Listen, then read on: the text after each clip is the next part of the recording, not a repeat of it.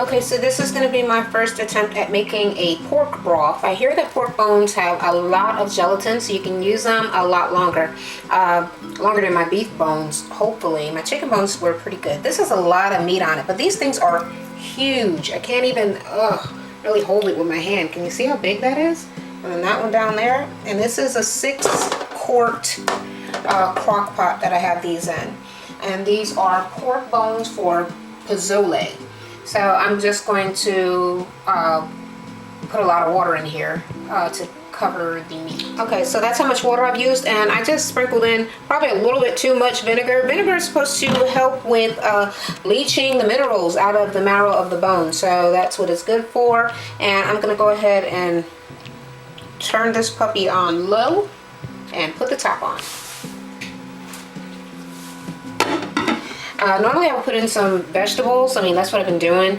But yeah, I don't really feel like it. And I don't feel like putting any salt and all that crap on it because it's going to cook down. It's probably better to flavor it at that point when you know kind of what it's going to taste like, because it starts to get more concentrated and you don't want it to be too salty or too vegetable-y or whatever. So I'm just going to remove some of the bone and meat out of the way and put it on this plate just so that I can get to the broth for my split pea soup. Now, I know that oftentimes I hear about split pea soup being made with ham, so that's why I'm using ham bones. So the recipe seems to call for 2 cups of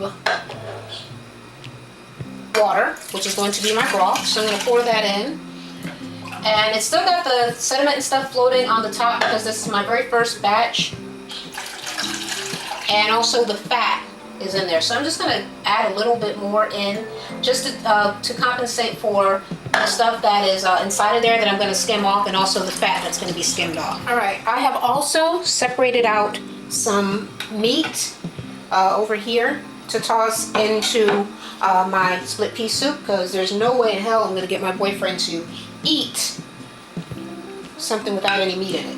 I'm going to toss my bones back in there again because I am making a continuous broth that is going to keep cooking for the week, and I'll just keep adding water and continuously making more broth.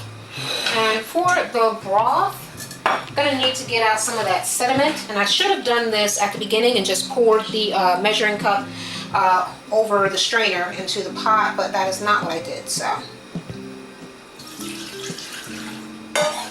and now we can just get rid of this at this point.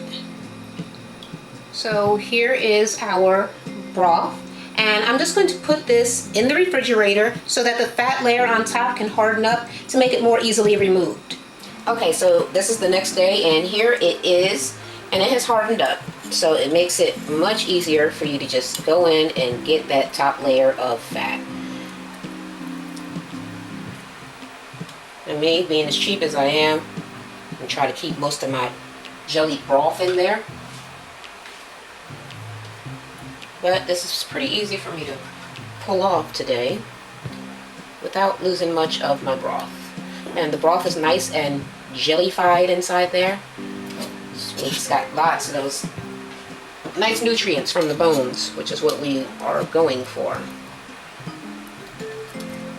And you can actually use your bones as long as your broth is still like gelatin, then it is still working good for you.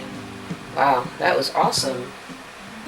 Okay, and I kept almost all of the gelatin except for right at the very spot where I first stuck the spoon in. Right over there, all this just came right up. Okay, so I heated up this broth just a little bit so it would easily come out of this pot and pour into the mix, because I don't want to make my soup in a pot that doesn't have a handle. So with 2 cups of broth, I'm supposed to add 1 cup of my split green peas. Well, it says water. I'm using broth, of course. And get this baby going. Had to switch angles. So there it is, inside of there. And we'll turn on the fire. Now this needs to come to a boil first. So we'll let it do that, and whatever spices or whatever you're going to be using in here, you can get that together now while waiting for this to come to a boil. All right, and now you can see that it is boiling vigorously. So I'm going to turn down my fire really, really small. So lower the heat and put a top on it. I'm going to let that cook for about a half an hour to 40 minutes, let's say. And over here is that meat that I have. I'm going to try to cut it into smaller, more workable little pieces. And I'm going to toss that in as well.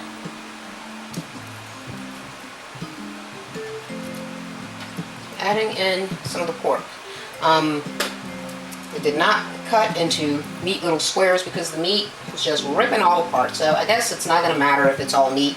But I do want to get it in there so it can get reheated and cook up with the broth and maybe even get a little bit more flavor into these peas.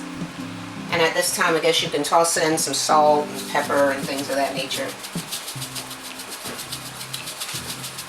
as you might want that to cook in as well.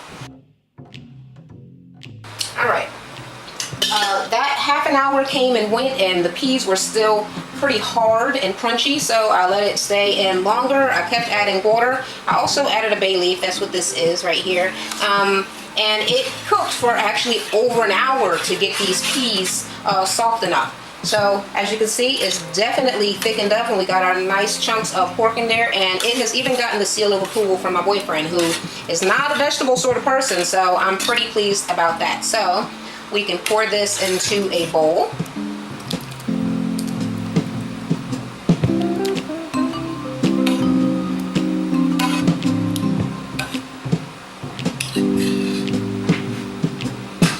And there you have it. Voila!